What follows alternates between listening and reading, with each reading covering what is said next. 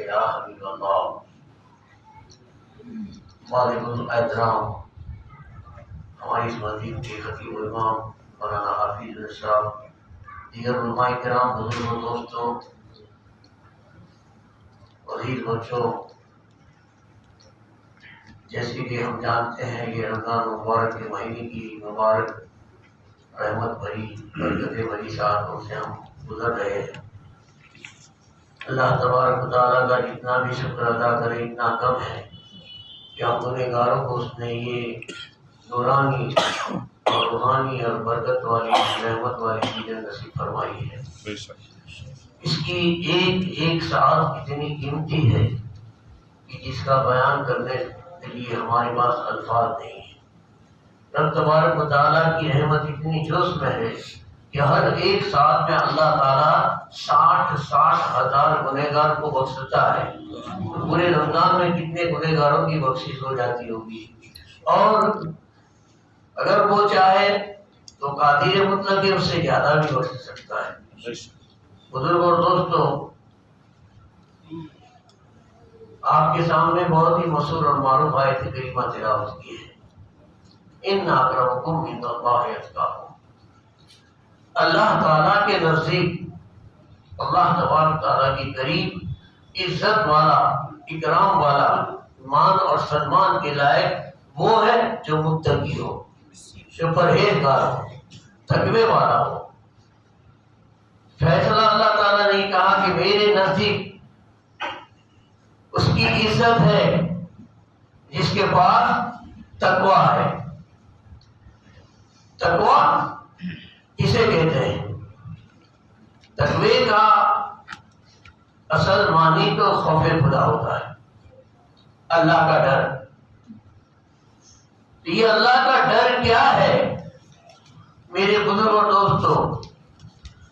جب تک کہ بندہ اللہ سے ڈرتا نہیں ہے، اس کو اللہ تعالیٰ کی معرفت نصیب نہیں ہوتی، اور معرفت کے بغیر چاہے لاکھ عبادت کر لی جائے کوئی مطلب نہیں۔ ہم کس کی عبادت کر رہے ہیں ذرا اسے پہچانا جائے، اسے سمجھا نہ جائے، وہ کون ہے جس کو ہم سجدے کرتے ہیں، اسی کا نام معرفت ہے۔ اور معرفت پیدا کرنی ہے تو بزرگوں اور دوستوں ہمیں متقی بننا پڑے گا، اور جو متقی ہے وہ اللہ کے نزدیک اکرام کے لائق ہے، عزت کے لائق ہے، مرتبے کے لائق ہے۔ اور ہم نے یہ نہیں فرمایا کہ میرے نزدیک عالم عزت والا ہے، میرے نزدیک پیر عزت والا ہے، میرے نزدیک یہ سخی عزت والا ہے، وہ عزت والا ہے، وہ عابد عزت والا ہے، یہ زاہد عزت والا ہے۔ رب نے یہ فرمایا میرے نزدیک متقی عزت والا ہے۔ تقوی حاصل کرنا ہو تو کیا کیا جائے؟ کس طریقے سے بندہ متقی بن سکتا ہے؟ تو میرے بزرگ اور دوستوں، رب تبارک و تعالیٰ نے ہم پر روزے فرض کیے رمضان کے، اور اس کی وجہ بتائی کہ میں نے تم کو روزے فرض کیوں کیے ہیں۔ رب تبارک تعالیٰ فرماتا ہے یا ایھا الذین آمنوا کتب علیکم الصیام کما کتب علی الذین من قبلکم لعلکم تتقون۔ اے ایمان والو، تم پر روزے فرض کیے گئے اس لیے کہ تم سے اگلوں پر، تم سے پہلے پر بھی فرض کیے تھے، اور اس لیے کہ تم متقی بن جاؤ۔ تو ثابت یہ ہوا کہ روزے بندے کو متقی بننے کی تعلیم دیتا ہے، تقوی حاصل کرنے کی تعلیم دیتا ہے۔ گناہوں سے بندہ کب بچے گا؟ تو جب اللہ سے ڈرے گا، اور اللہ سے جب ڈرے گا جب اللہ کو پہچانے گا۔ میرے بزرگوں اور دوستوں، یہ وہ سیزن ہے کہ بندہ اگر کوشش کرے تو متقی بن سکتا ہے۔ متقی بنانے کے لیے، تقوی حاصل کرنے کے لیے ہم پر روزے فرض کیے گئے ہیں۔ نہ ہماری بھوک سے اسے کوئی مطلب ہے، نہ ہماری پیاس سے کچھ مطلب ہے۔ رب تبارک و تعالیٰ یہ فرماتا ہے کہ بہانے مت بتانا، تم سے اگلی امتوں نے بھی روزے رکھے ہیں، وہ بھی انسان تھے، لوگ بہانے بتاتے ہیں میں بھوکا نہیں رہ سکتا، مجھے چائے بغیر نہ چلے، مجھے مسالے بغیر نہ چلے، مجھے اس کے بغیر نہ چلے، اور ایسے بہانے بتاتا ہے۔ ارے اللہ تو روزہ رکھ اور روزے کی حالت میں سب کو چھوڑ دینا، حالانکہ یہ حلال چیزیں ہیں، کھانا ہمارے سامنے حلال ہے، پانی، شربت، دودھ، کولڈ ڈرنک سب حلال ہے، لیکن روزے کی حالت میں ہم کو پیتے نہیں، کھاتے نہیں ہیں، حلال کھانا بھی چھوڑ دیتے ہیں، حلال پینا بھی چھوڑ دیتے ہیں، حلال بیوی جو ہمارے ساتھ نکاح میں ہے ہم اس کے پاس جاتے نہیں ہیں، اپنی نفسانی خواہشات پہ قابو پا لیتے ہیں۔ روزہ جب بندہ رکھتا ہے تو حلال کو بھی چھوڑ دیتا ہے، حلال کو بھی چھوڑ دیتا ہے، جائز کو بھی چھوڑ دیتا ہے۔ حالت روزہ کے اندر بندے نے ایک مہینہ تک مسلسل حرام کی تو بات اور ہے، حلال کو چھوڑ دیا تو رب تبارک و تعالیٰ فرماتا ہے اے بندے اب تیری کچھ سمجھ میں بات آئی ہے نہ آئی؟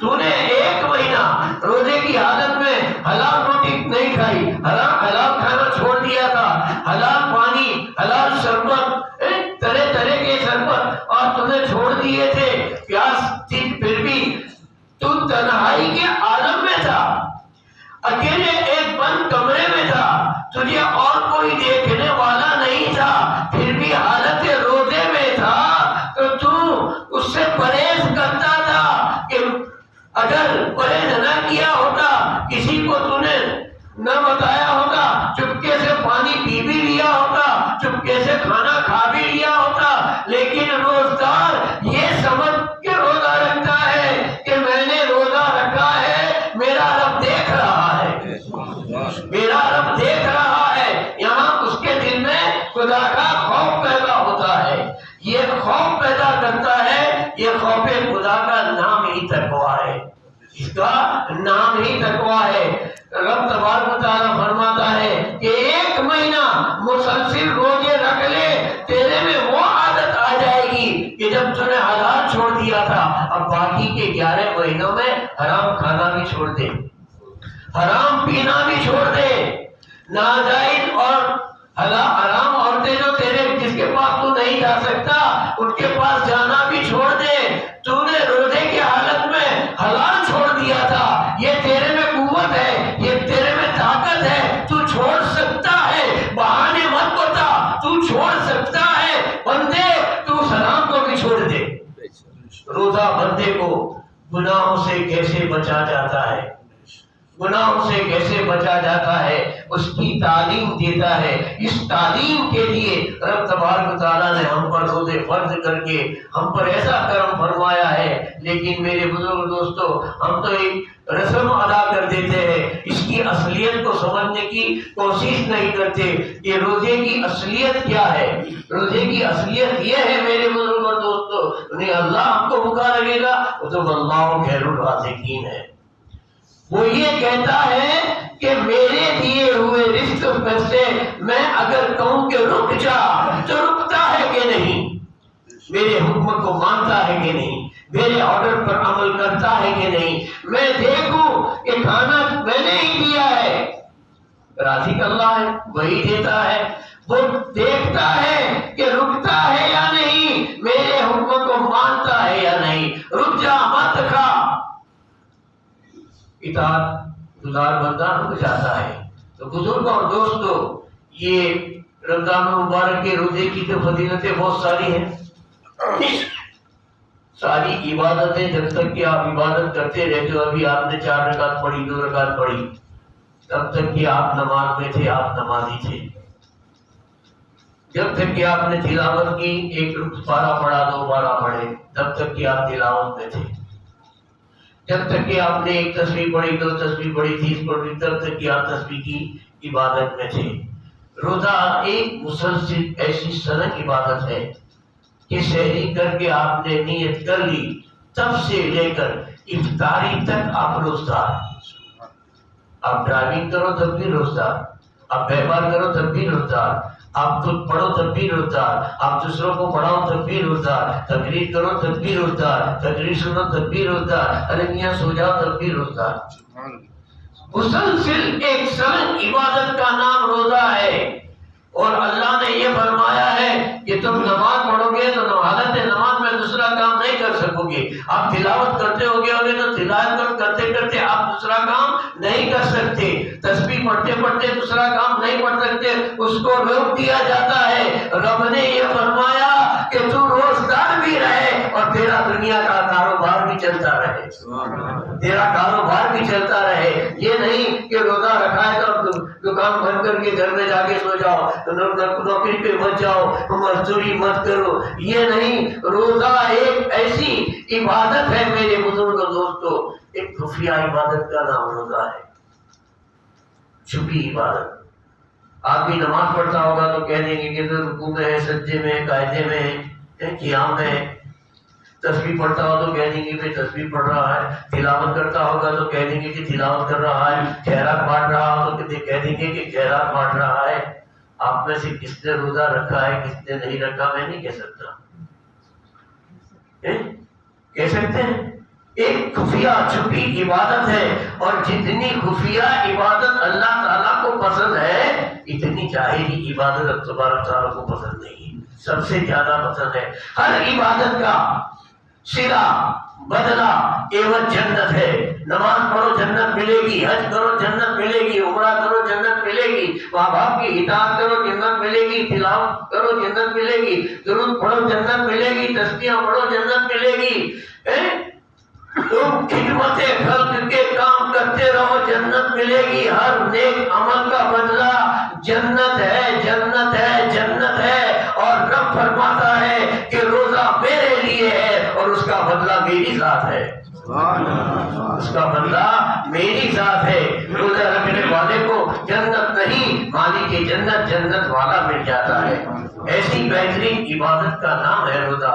دیکھو ہمارے پاس تین چیزیں ہیں، ایک ہے ہمارا تن، دوسرا ہے ہمارا من، اور تیسرا ہے ہمارا دھن۔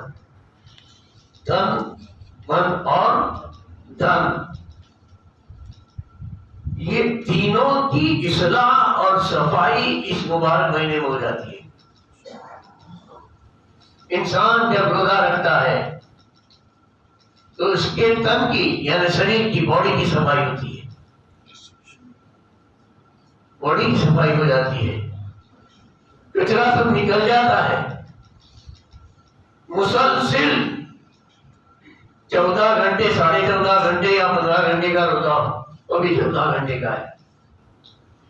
اتنا ٹائم نہیں کھانے نہیں پینے سے آج کا سائنس بھی کہتا ہے، ڈاکٹر بھی کہتے ہیں کہ یہ روزہ رکھنے سے بہت فائدہ ہے، اپنے جسم کو بہت فائدہ ہے۔ 12 13 14 15 گھنٹے تک گلے سے نیچے لے کر کے جتنا حصہ ہے یہ ان لے لے کے جٹھر ہے، چھوٹا اترڑا، بڑا اٹھڑا، یہ جتنے اندر کام کرتے ہیں ہماری خوراک کو بچانے کا، جو آپ کا سرکولیشن چل رہا ہے، وہ سب کو 14 گھنٹے آرام ملتا ہے حالت روزہ میں، کیونکہ ایک ٹیپا پانی بھی ہم نہیں پئیں گے، بالکل سب بند۔ تو گلے سے لے کر آخری حصے تک کے پیٹ کے اندر جتنے اعضاء ہیں جو ہمارا کھانا ہضم کر کے کچرے کو باہر نکالتے ہیں نجاست کی شکل میں، تب تک کے جتنے آتے ہیں جٹھر ہیں، یہ سب کو 14 گھنٹے آرام ملتا ہے۔ تو آرام کی بھی ضرورت ہوتی ہے، انسان کی تندرستی کے لیے آرام کی بھی ضرورت ہے۔ ڈاکٹر یہ کہتے ہیں کہ بھئی بچہ پیدا ہوا ہے، نیا بچہ پیدا ہوا ہے تازہ، تو اس کو کم از کم 20 سے 22 گھنٹے سونا چاہیے۔ جوان آدمی کو 10 سے 12 گھنٹے کی نیند اس کے لیے برابر ہے، اور جیسے عمر بڑھتی جائے گی ایسی نیند اس کی کم ہوتی جائے گی۔ یعنی میرے بزرگوں اور دوستوں، آرام کی بھی جسموں کو ضرورت ہے، اور جس عمر کے مطابق اگر آرام نہ ملا، بڑھاپے میں 6 گھنٹے اگر نیند نہ آئی تو تو سمجھو کہ تم بیمار ہو، تم بیمار ہو، مریض ہو۔ بڑھاپے میں اگر 6 گھنٹے مسلسل آپ کو نیند آ گئی تو آپ تندرست ہو، یہ آج کا سائنس کہتا ہے۔ اور یہ چیز ہم کو بزرگوں اور دوستوں، ہمارے آقا صلی اللہ علیہ وسلم کے احکام شریعت ایسے ہیں کہ دونوں جہاں کا فائدہ ہوتا ہے، اس میں دین کا بھی فائدہ ہے اور دنیا کا بھی فائدہ ہے۔ دین کا فائدہ ہے، جتنے بھی فرائض ہم پر ہے، نماز، روزہ، حج، زکات، یہ سب ہم کو دونوں طرف کے فائدے کر دیتے ہیں۔ جیسے کہ نماز ہم پہ فرض کی گئی تو کیا بتایا؟ ان الصلاۃ تنہی عن الفحشاء والمنکر، نماز اس لیے فرض کی کہ تم کو بے حیائی اور برائی سے روکتی ہے۔ بے حیائی اور برائی انسان دنیا میں کرتا ہے، اس کو کون روکتا ہے؟ نماز روکتی ہے۔ روزے ہم پر اس لیے فرض کیے گئے کہ ہمارے اندر تقویٰ پیدا ہو، خوف خدا پیدا ہو، اللہ کا ڈر پیدا ہو۔ حج ہم پر اس لیے فرض کی کہ تو سفر کر سکتا ہے، گھر بار چھوڑ سکتا ہے، کاروبار چھوڑ سکتا ہے، دنیا داری چھوڑ سکتا ہے، کھیتی باڑی چھوڑ سکتا ہے، فیکٹری چھوڑ سکتا ہے، 2 مہینے کے لیے اللہ کی راہ میں نکل سکتا ہے۔ اس کے لیے اللہ تعالیٰ نے روزے فرض کیے۔ زکوٰۃ ہم پر اس لیے فرض کی گئی ہے کہ ہم کماتے ہیں وہ سب ہمارا نہیں ہے، اس میں سے کچھ ہمارے بھائی غریب ہے، یتیم ہے، مسکین ہے، بیوہ ہے، ضرورت مند ہے، مریض ہے، ان کا بھی ہمارے دولت کے اندر کچھ حصہ ہے، وہ ان کو ادا کر کے دے دیا جائے، ان کی ضرورت پوری ہو جائے گی، تمہارا فرض ادا ہو جائے گا۔ ان کی ضرورت پوری ہوگی، تمہارا فرض ادا ہوگا۔ یہ دنیاوی فائدے ہیں، اور مرنے کے بعد کے فائدے تو بے حساب ہیں۔ تو ہم پر جو چیزیں فرض کی گئی ہے ان میں دونوں فائدے ہیں، روزے سے دنیا کا بھی فائدہ ہے، دین کا بھی فائدہ ہے۔ اللہ کے پیارے رسول ہمارے آقا سرور کائنات صلی اللہ علیہ وسلم فرماتے ہیں کہ روزدار کے منہ کی بو اللہ تبارک و تعالیٰ کے نزدیک مشک اور عنبر سے بھی زیادہ پیاری ہے۔ کیوں کہ روزدار جب روزہ رکھتا ہے تو اس کا نفس جو ہے، اس کا تن جو ہے پاک ہو جاتا ہے، اور پاک تن سے جو ہوا نکلتی ہے، بو نکلتی ہے، وہ اللہ تعالیٰ کو بڑی پیاری ہے، بڑی پیاری ہے۔ یہاں تک کہ آقا صلی اللہ علیہ وسلم نے فرمایا کہ روزگار کے لیے دریا کی مچھلیاں اس کے لیے مغفرت کی دعا کرتی ہے، اس کے لیے مغفرت کی دعا مچھلیاں کریں۔ ان کو کیا ہم سے مطلب ہے؟ تو روزدار کا مقام سمجھا جائے، روزدار کا۔ اور رمضان پہ اللہ تعالیٰ نے ہم کو دے کر اتنا بڑا ہم پر احسان کیا ہے۔ ایک بزرگ فرماتے ہیں کہ اگر اللہ تعالیٰ کو امت محمدیہ کو جہنم میں ڈالنا منظور ہوتا تو رب تبارک و تعالیٰ امت محمدیہ کو رمضان عطا نہ کرتا، رمضان عطا نہ کرتا۔ یہ وہ مبارک مہینہ ہے کہ جس کے اندر رب تبارک و تعالیٰ نے اپنی مقدس آخری فیصلہ کن کتاب نازل فرمائی، شہر رمضان الذی انزل فیہ القرآن۔ رمضان کی تاریخ میں اللہ تعالیٰ نے فرمایا کہ رمضان تو وہ مہینہ ہے جس میں ہم نے قرآن کو نازل فرمایا ہے۔ قرآن سے رمضان ہے، رمضان سے قرآن ہے۔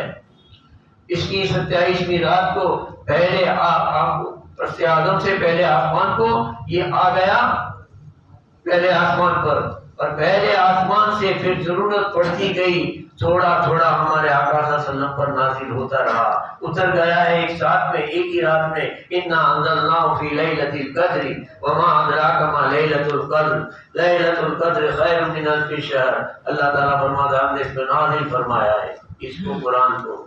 اور لیلۃ القدر کیا ہے تم کیا جانو؟ لیلۃ القدر ہے 1000 مہینوں سے بہتر، خیر من الف شہر، 1000 مہینوں سے یہ بہتر ہے۔ تو اللہ تعالیٰ نے ہم کو ایسی مبارک رات بخشی ہے اس مہینے کے اندر کہ جس رات کے اندر ایک بندہ ایک پوری رات عبادت کر لے تو 1000 مہینے کی عبادت کا ثواب سے حاصل ہو جاتا ہے۔ 1000 مہینے کی تو زندگی بھی لوگوں کی ہوتی نہیں ہے، یہ 83 برس 84 برس اور 3 مہینے ہوتے ہیں۔ بزرگوں اور دوستوں، تو کتنا بڑا کرم کے کرم، کرم کے کرم، بالائے کرم ہے اللہ تبارک و تعالیٰ کا، اور ہمیں اس کی قیمت کرنی چاہیے۔ تقویٰ کے لیے لوگوں کی سمجھ میں بات نہیں آتی کہ تقویٰ کس کو کہتے ہیں۔ ارے تقویٰ اس کو کہتے ہیں کہ تو اللہ والوں کی زندگیوں میں نظر ڈال کے دیکھ، نظر ڈال کے دیکھ کہ تقویٰ کس کو کہتے ہیں۔ پہلی رمضان کو سیدنا سرکار میر میرا صاحب جلا سیدنا غوث العالم سیدنا شیخ محی الدین عبد القادر جیلانی بغدادی رضی اللہ تعالیٰ عنہ دنیا میں تشریف لائے، یعنی پیدا ہوئے۔ پوری دنیا جانتی ہے کہ رمضان کی پہلی تاریخ کو آپ پیدا ہوئے۔ کبھی آپ نے دن کو ماں کا دودھ نہیں پیا۔ اب پیدا ہونے والا بچہ شریعت کو کیا سمجھتا ہوگا؟ اس بچے پر تو روزہ فرض ہے بھی نہیں، بالغ پر روزہ فرض ہے، یہ تو نابالغ اور معصوم ہے، بالکل اس کو کیا پتا۔ لیکن آنے والا بچہ بتا دیتا ہے کہ میں متقی ہی نہیں، متقیوں کا سردار بن کے آیا ہوں، متقیوں کا سردار بن کے آیا ہوں۔ جس نے رمضان میں ماں کا دودھ نہیں پیا، اور آپ کی کرامت بھی ظاہر ہو گئی تھی، جب 1 سال کے آپ ہو گئے، دوسرے سال بھی ایسا ہی ہوا، جب ماں کا دودھ پینے کا وقت تھا، عید کا چاند نظر نہیں آیا تھا، پورے جیلان کے اندر یہ آپ کی کرامت مشہور ہو گئی تھی۔ لوگ جانتے ہیں کہ سید کے گھر میں ایک ایسا بچہ پیدا ہوا ہے جو دن کو ماں کا دودھ نہیں پیتا۔ چاند کا نظر نہیں آیا، کہیں سے خبر نہ آئی، لوگ علماؤں کے پاس پہنچے تو عالموں نے کہا کہ جاؤ ابو صالح موسیٰ دن کی دوست کے گھر جا کے پوچھو کہ ان کے بیٹے نے آج دودھ پیا ہے یا نہیں۔ تو آپ نے فرمایا کہ آج دودھ نہیں پیا، تو پھر فیصلہ ہوا کہ عید آج نہیں ہوگی، عید کل ہوگی۔ اسے پاک کی کرامت نے شریعت کا فیصلہ کر دیا۔ بزرگوں اور دوستو، اس کو تقویٰ کہتے ہیں۔ ایک بار کا واقعہ درود پاک پڑھ لیجیے، صلی اللہ علیہ وسلم۔ صلاۃ و سلام علیک یا رسول اللہ، صلاۃ و سلام علیک یا حبیب اللہ۔ متقی تقویٰ کس کو کہتے ہیں؟ شریعت سے آگے بڑھ کر چلے، شریعت پر اتنی پابندی کرے، طریقت پہ چلے۔ ایک بار حضرت بابا فرید بن شکر رضی اللہ تعالیٰ عنہ اپنے مہمانوں کے ساتھ کھانا کھا رہے تھے، بیٹھے تھے۔ آپ نے جیسا پہلا نوالا اٹھایا تو نوالے میں اتنا وزن تھا، منہ تک کے ہاتھ پہنچا نہیں، نوالا نیچے چھوڑ دیا۔ دوسری بار کوشش کی، تب بھی نوالا آپ کے منہ تک نہیں پہنچا۔ تیسری بار آپ نے کوشش کی، نہیں، پھر رکھ دیا کہ اب کھانا نہیں کھایا۔ خادم سے پوچھا کہ بھی آج کھانا آپ نے کس طریقے سے پکایا ہے، آج کھانا کس طریقے سے پکایا؟ تو آپ کے غلام نے، آپ کے خادم نے کہا کہ حضرت آج لنگر کھانے میں نمک نہیں تھا اور میرے پاس پیسہ بھی نہیں تھا، تو میں پڑوس کی دکاندار کے پاس سے نمک ادھار لے کے آیا ہوں، کل کا وعدہ کر کے آیا ہوں کہ کل تجھے پیسہ ہے میں دے دوں گا۔ اچھا، تو ادھار کا نمک لے کے آیا ہے اور یہ ادھار کے نمک والا کھانا ہمیں کھلا رہا ہے، تو مجھے پہلے یہ بتا کل تک کہ تو زندہ رہے گا؟ دیکھو تقویٰ کیا ہے۔ ولایت کوئی رستے میں پڑی ہوئی چیز نہیں ہے کہ مل جائے آدمی جس کو اس کو ہم لوگ ولی بنا دیتے ہیں۔ اور حضرت جود الانبیاء ہے بابا فرید گنج شکر رضی اللہ تعالیٰ عنہ ہے، جنہوں نے 36 سال ایسا ریاض کیا ہے کہ جس کی کوئی مثال نہیں ہے۔ 12 سال تک کے تو پانی میں کھڑے رہ کر تو ہی تو کیا ہے، 12 سال کنویں میں اونھے لٹک کر کیا ہے، 12 سال بیابانوں کے اندر آپ نے نکالے ہیں، زندگی کے 36 سال انہوں نے ریاضت میں گزارے ہیں۔ تو انہوں نے کہا ایک کام کر، یہ کھانا آپ میں نہیں کھاؤں گا اور کوئی بھی نہ کھاؤ، جلدی سے بندوں کو بس کرتے اس کے پیسے کا انتظام کر دو۔ یعنی ادھار کے نمک والا کھانا بھی متقی لوگوں کے لیے جائز نہیں تھا، جائز نہیں تھا کہ یہ کھا لیں گے ہم، اور جس کے پیسے، جس کا ہم نے پیسے کا وعدہ کیا ہے اس کو وقت پر نہ دے سکیں گے اتقوا اللہ اس کا نام ہے، تقوی اس کو کہتے ہیں۔ اور کروڑوں حنفیوں کے امام اعظم ابو حنیفہ رضی اللہ تعالیٰ عنہ، بارش کی سیزن تھی، آپ کا تقوی بڑا اونچا تقوی ہے۔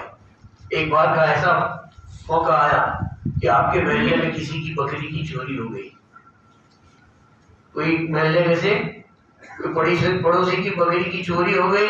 صبح چرچا ہوا کہ فلاں بھائی کی بکری کوئی لے گیا، فلاں بھائی کی بکری کوئی لے گیا۔ تو آپ نے گھر والوں کو بھی کہہ دیا، مدرسے میں بھی کہہ دیا، خبردار آج سے بکری کا گوشت کوئی بھی خرید کے نہ لائے، اور کھائے بھی نہیں اور پکائے بھی نہیں۔ چوری گئی کسی بکری، دوسرے کی بکری۔ امام اعظم ابو حنیفہ نعمان بن ثابت رضی اللہ تعالیٰ عنہ کا تقویٰ تو دیکھو، ان کی پرہیزگاری کا عالم کیا ہے، خوف خدا کا عالم کیا ہے کہ یہ چور چوری کر کے لے گیا ہے، یہ بکری بیچے گا کسی کسائی کو، اور کسائی کو کاٹے گا بیچے گا۔ تقویٰ اس کو کہتے ہیں میرے بزرگوں دوستوں۔ تو ایسا گوشت کھانا ہمارے لیے امام اعظم ابو حنیفہ فرماتے ہیں میرے لیے جائز نہیں ہے، جب تک کہ یہ خبر نہ آئی کہ فلاں کی بکری تو کٹ بھی گئی اور لوگوں نے گوشت کھا بھی لیا، حساب پورا بھی ہو گیا، پھر آپ نے بکری کا گوشت کھانا شروع کیا، تب تک کہ آپ نے نہیں کھایا۔ یہ تھا آپ کا تقویٰ۔ وہی امام اعظم ابو حنیفہ، بارش کی سیزن تھی، راستے میں کیچڑ ہوا تھا، آپ جا رہے تھے تو کیچڑ کے کچھ چھینٹے آپ کے تیمن پر اڑے، تیمن آپ کا خراب ہوا، کیچڑ والا ہوا۔ قریب میں دریائے دجلہ بہ رہی تھی، تو آپ نے کہا دجلہ پہ جا کر میں اسے دھو کے صاف پاک کر لوں۔ آپ دجلہ پہ گئے تو آپ کا ہی موتقی ایک دھوبی کپڑے دھو رہا تھا، اس کے پاس میں جا کر آپ نے اپنا تیمن دھونا شروع کیا۔ ایک بار دھویا نچویا، دو بار دھویا نچویا، تیسری بار دھویا گس گس کے نے نچویا۔ آپ دھوتے رہے نچوتے رہے، دھوتے رہے نچوتے رہے، دھوتے رہے نچوتے رہے۔ تو بھی دیکھتا رہا حضرت کیا کر رہے ہیں، حضرت کیا کر رہے ہیں، کچھ پتا نہیں چلتا ہے۔ تھوڑا سا کپڑا خراب ہوا ہے، آپ نے کتنی بار دھویا، آپ نے اسے کتنی بار دھویا، اس سے رہا نہ گیا۔ اس نے سوال کیا حضرت اجازت ہو تو ایک سوال پوچھو آپ سے۔ آپ نے کہا پوچھ بھی، کیا بات ہے؟ آپ کا تو فتویٰ ہے کہ کپڑا ناپاک ہو جائے تو 3 بار اچھی طریقے سے دھو لو تو پاک ہو جاتا ہے۔ آپ کے تھوڑے سے چھینٹے کیچڑ کے کیا اڑے ہیں کہ آپ اسے بار بار بار بار بار بار دھو رہے ہیں۔ تو آپ کہتے ہیں اے سن، وہ میرا فتویٰ ہے، یہ میرا تقویٰ ہے۔ وہ میرا فتویٰ ہے، وہ تیرے لیے ہے، تمہارے لیے ہے۔ 3 بار دھو لو گے تو ہو جائے گا، وہ شریعت والی بات ہے۔